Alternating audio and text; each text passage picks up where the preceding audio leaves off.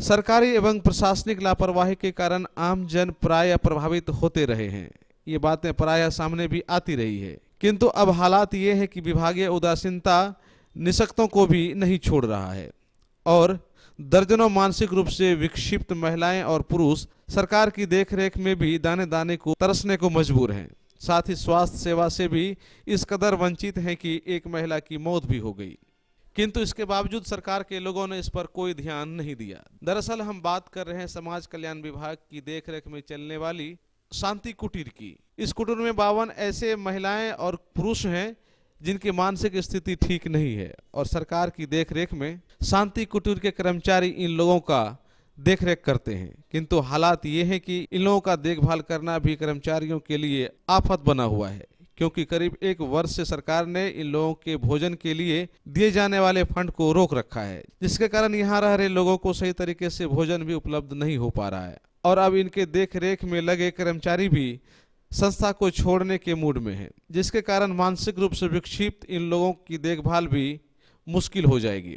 और अगर आप पता लगाना चाहेंगे कि ऐसे हालात उत्पन्न क्यों हुआ है तो पता चलेगा कि सरकार के लोगों की लापरवाही के कारण ही आज हालात ऐसे उत्पन्न हो गए हैं कि मानसिक रूप से विक्षिप्त लोगों को सही तरीके से भोजन भी नहीं मिल पा रहा है। इस संदर्भ में जब कर्मचारियों से पूछा गया तो उन्होंने कहा कि कई मरतबा जिला प्रशासन एवं विभागीय अधिकारियों का ध्यान इस ओर आकृष्ट कराया गया, किंतु फंड रहने के बावजूद भी यहाँ नहीं भेजा जा रहा है, जिसके कारण उन लोगों को खाना चलाना भी मुश्किल हो रहा है। उन लोगों ने कहा कि स्वास्थ्य सेवा भी इन लोगों को सही तरीके से नहीं दिया जा रहा है और प्रशासनिक अधिकारी इस पर भी कोई ध्यान नहीं दे रहे हैं और मजबूरी में उन लोगों को काम छोड़ना पड़ेगा और ये मानसिक रूप से विक्षिप्त लोगों की परेशानियां तब और ज्यादा बढ़ जाएंगी। यहाँ प्रॉब्लम यही है कि ये 9 मंथ हो गया, स्टाफ लोगों को सैलरी नहीं दिया जा रहा है और 10वां महीना चल रहा है। अभी इन लोगों का काफ़ी स्थिति खराब है, देख सकते हैं आप। बेनिफिशरी लोग जो है यहाँ पे, उन लोगों को संतुलित भोजन नहीं मिल पा रहा है। जब सरकार फंड नहीं देगी तो उनको सचिव जो है वो खाने पीने के लिए नहीं दे रहे, तो काफ़ी दिक्कत हो रही है, जिस वजह से। कैसे इतनी जो महिलाएं हैं कैसे खिला रहे हैं आप लोग इनको? काफ़ी दिक्कत से जो वो भेजते हैं कुछ मतलब खाने पीने में जिस तरह मिलना चाहिए भोजन का जो चार्ट मेन्यू रखा गया उसके अनुसार तो नहीं दिया जा रहा, पर हाँ उनको जीवित रखने के लिए कुछ उनको दिया जा रहा है। भूखे तो नहीं छोड़ा जा सकता है। कितने दिनों से ऐसी स्थिति बनी हुई है? काफ़ी दिनों से ऐसी स्थिति है। मुझे यहाँ पे तत्कालिक तौर पे रखा गया है और ये 1 साल से ये दिक्कत आ रही है। मान लीजिए इस 1 साल में मान लीजिए मेरे आने के बाद हम लोग काफ़ी बार डीएम साहब के पास गए, डीएसएस सर को बोले, कोई एक्शन नहीं लिया जा रहा, एकदम नज़रअंदाज करके चल रहे हैं वो लोग भी।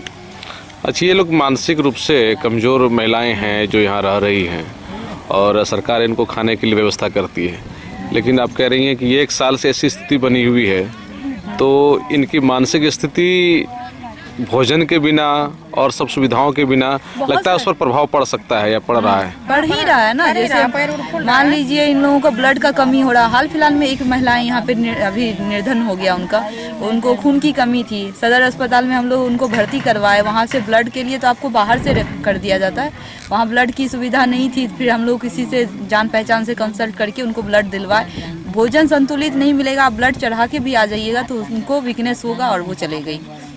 इस तरह की समस्या में मान लीजिए आज एक निर्धन हुआ, फिर कल होगा, इस पे ध्यान करना। इसमें ऐसी भी महिलाएं हैं जो भी बीमार चल रही हैं? हाँ, अभी बहुत 2-3 महिलाएं हैं जो बीमार चल रही हैं। उनका इलाज सदर अस्पताल से ही कराया जा रहा है। जो कि बाहर से टीबी पेशेंट भी है, उनका भी एक्सरे वगैरह कुछ लिख दिया गया है बाहर से, वो भी नहीं हो पा रहा। काफ़ी दिक्कत हो रही है, मेडिकल से लेकर के खाने पीने में हर चीज़ में दिक्कत आ रही है। हम लोग क्या करें, हम लोग बार बार लेटर भी दे रहे हैं, कुछ भी एक्शन नहीं लिया जा रहा है। हाथ पे हाथ धर के बैठे रहने से तो कुछ नहीं होने वाला है। हम लोग सोच रहे हैं सारे स्टाफ लोग रिजाइन दे देते हैं और ये संस्था को इसी तरह छोड़ के अब हम लोग को निकलना पड़ेगा कहीं और जॉब के लिए।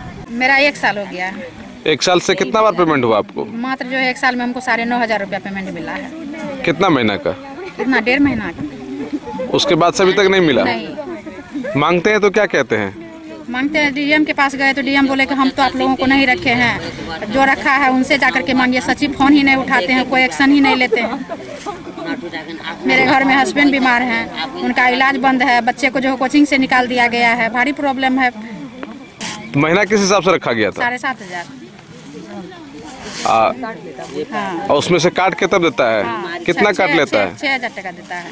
अच्छा, 1500 रुपये काट लेता है।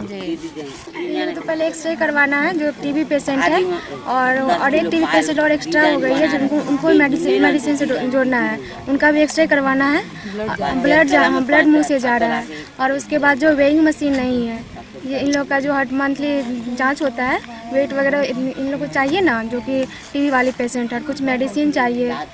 ये सब कुछ भी नहीं है? नहीं, ये सब नहीं है। और इन लोगों का खाना से भी रिलेटेड था कि इन लोग को पौष्टिक आहार दिया जाए तो एग वगैरह, मिल्क वगैरह तो ठीक रहेगा। तो ये सब नहीं अवेलेबल है यहाँ पे। कितने दिनों से नहीं है इतनी दिक्कत? कितने दिनों से है? अभी तो मेरा बस 5 मंथ हुआ है ज्वाइनिंग का, तो अब देख ही रहे हैं। तब जब से ज्वाइनिंग किया तब से आप देख रहे हैं कि कमी है? जी, और कुछ डोनेट करने वाले आते हैं तो वो अपना डोनेट करके मेडिसिन वगैरह देते हैं, एमआर वगैरह आते हैं तो